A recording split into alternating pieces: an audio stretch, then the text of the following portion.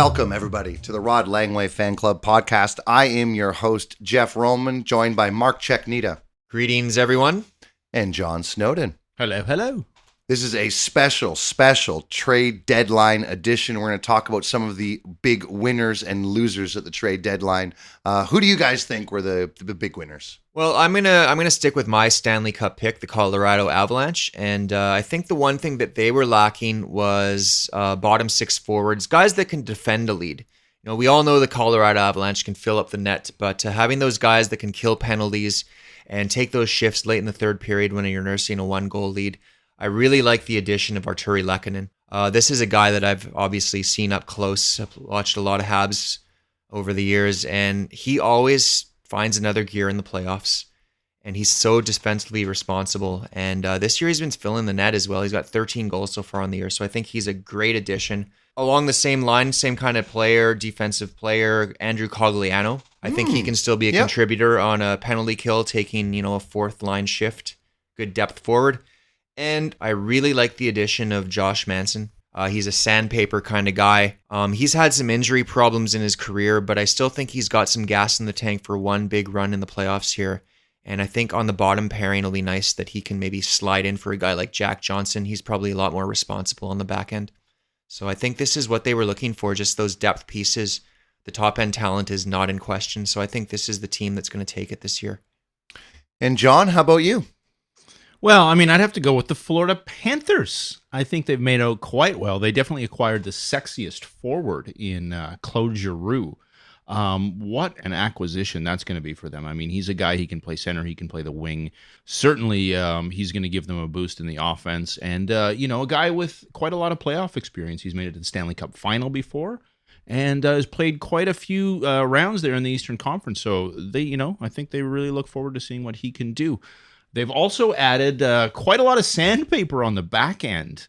Ben Sherratt, acquired from the Montreal Canadiens. He's a big body back there and also a good playoff performer. And also Robert Haig, who's another big bruiser. Haig and Gudis back together. Yeah, back together from Philly. That's going to be interesting to see what those guys can contribute, especially down the stretch here when Eric Ekblad is going to be out until the playoffs. So we'll see if they can fill in, at least on the defensive side of things, for him. And I just think this team is really scary. Probably other than Colorado, they are the favorite to win the Stanley Cup. Yeah, the rich get richer. Yeah. They gave up a lot to get those guys, too. I think the New York Rangers had a really nice trade deadline. This is a team that in the offseason, they really wanted to get play heavier, and they brought in Barclay Goodrow and Ryan Reeves and Sammy Blais. Now, Sammy Blais ended up getting hurt, so they bring in Tyler Mott, and they also brought in... Well, Andrew Kopp was, I think, the biggest deadline acquisition for them. Absolutely. And Justin Braun on the defense. And, hey, just before the trade deadline, they brought in Frank Vetrano, some nice secondary scoring as well. So I think the Rangers are looking good. Yeah, well-rounded, very well-rounded team. Can be in many different ways. Yeah, the top end talent's never been in question, but the depth was, and I think they've addressed that. So those are the three teams that we especially liked, but there was a lot of movement. Mark, what was another team that kind of stood out to you? Well, I think you really have to like what the Minnesota Wild were able to do, getting Marc-Andre Fleury with his playoff experience and pedigree. Yes. I think with him and Talbot, that's a great 1-2 combination. You could see probably both of them appearing in the playoffs. And it's always nice having two goalies for a deep playoff run. They also picked up Jacob Middleton, who has had a nice under-the-radar season in San Jose. Good defensive defenseman. Well, I'm a big fan, obviously. He's a Stratford boy, and he's really gritty back there. And we'll see how much ice time he can get, but I think it's a nice character move. Yeah, well, speaking of gritty, Nick Delorier, he is not shy to go in the corners and dig out a puck. Scored in his Minnesota Wild debut, actually. I think he's a good fourth-line guy that will be useful in a playoff run as well. Yeah, I also like... that the Pittsburgh Penguins were able to acquire a nice scoring winger in Rickard Rakell. This is a team that I think surprised a lot of people this year with how good they've been, just throughout the entire season, really. And adding a little bit of extra scoring at the deadline, I think it's just what the doctor ordered for them if they want to make a long playoff run. Also adding Nathan Beaulieu, getting him from the Winnipeg Jets. A little depth on the blue line. I think that, these guys, don't sleep on them for a long playoff run. Pittsburgh Penguins, lots of experience, lots of talent, and adding to that with Rakell and Beaulieu. Yeah, Raquel, I mean, former 2-time 30-goal scorer. I guess the big question with him is, can he stay healthy, right? Sure. It's a question for a lot of Penguins players, Evgeny Malkin, Chris Letang, and I think the other question mark, of course, is going to be Jari, in that they didn't do anything to shore up the goaltending, so hopefully Jari can regain his early season form. Yeah, for sure. Not a lot of movement on the goaltending market in this trade deadline. No, not a lot was out there. What do you think? You got your eyes on anybody there, Geoff? How about the Tampa Bay Lightning? Now, we all know that in the offseason they lost their third line, and it looks as though they tried to make up for it this trade deadline. They brought in Brendan Hagel.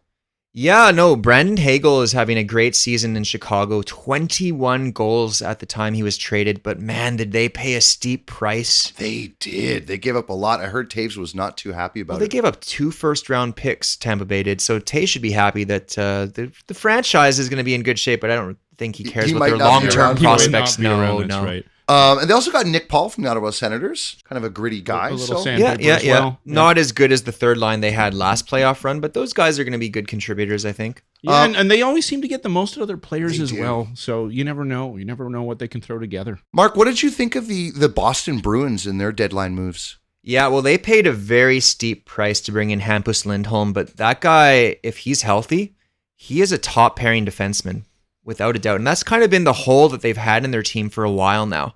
And they've already re-signed him long-term as well. They re-signed him, or they signed him for an 8-year deal. Yeah, so they got the man they were after. They paid a price, but this is a team with a lot of veteran forwards that I think, much like Pittsburgh, they hope they have another good run in them. And Lindholm's going to be a big piece of any run they do make. Yeah, it's going to be really tough to get out of the Atlantic, so they're going to need all the help they can get. John, you wanted to mention the Calgary Flames, yeah?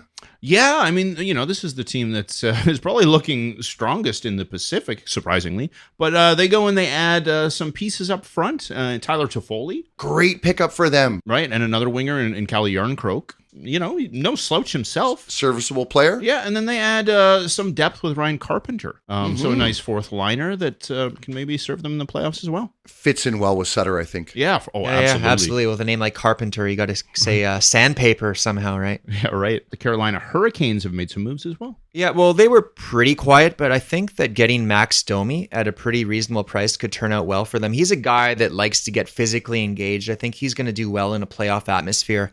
And I mean, he's a really good playmaking forward, and man, do they have so much talent up front already. So I think he's going to find some good landmates, and I think he could catch fire for them in the playoffs and be a catalyst for them to make a deep run. Yeah, and another team that may be a contender is the St. Louis Blues, and they weren't really willing to pay the premium price for some of the best defenders, but they did pick up Nick Leddy. I like that move for the Blues. Yeah, it's a nice little move. Yeah, they had drawn a line in the sand that they did not want to give up a first-round pick, so they missed out on guys like Ben Sherratt and some of the bigger names that went, Lindholm. But Leddy, I think, was a good secondary option. He's got that Stanley Cup experience, and he still skates well for his age as well. I think he's a nice pickup. All right. Now, how about the teams that maybe didn't do as well at the deadline?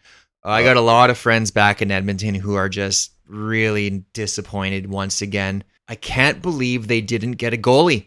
When Minnesota acquired Fleury, I thought, okay, here you go, Edmonton. You get another crack at Kakkonen. You can probably have him cheaply. And he goes to San Jose instead. The Oilers made 2 moves. They did bring in Brett Kulak from the Montreal Canadiens, who was a pretty decent, bottom pairing guy. But they paid a big price.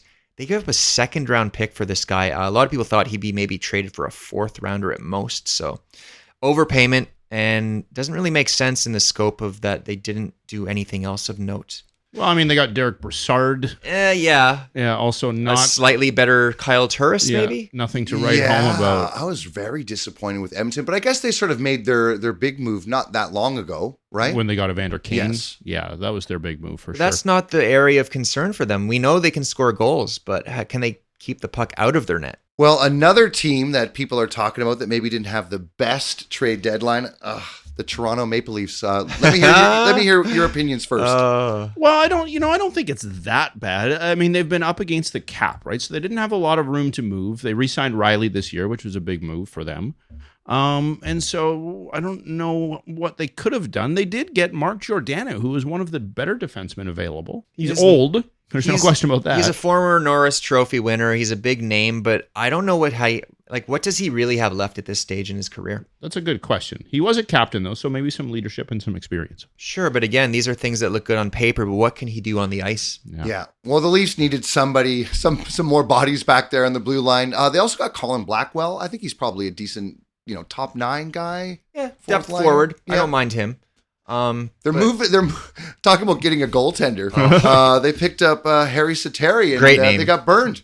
The Arizona Coyotes decided to just swoop in and steal this goaltender. The Leafs are going to have to awkwardly welcome back Peter Mrazek, who cleared waivers, and hope that either he or Jack Campbell gets their game together before the playoffs get rolling here. Yeah, I really thought that Toronto would make a few more moves, but like you said, John, they didn't really have a whole lot of wiggle room. Well, I guess that about wraps it up for the trade deadline.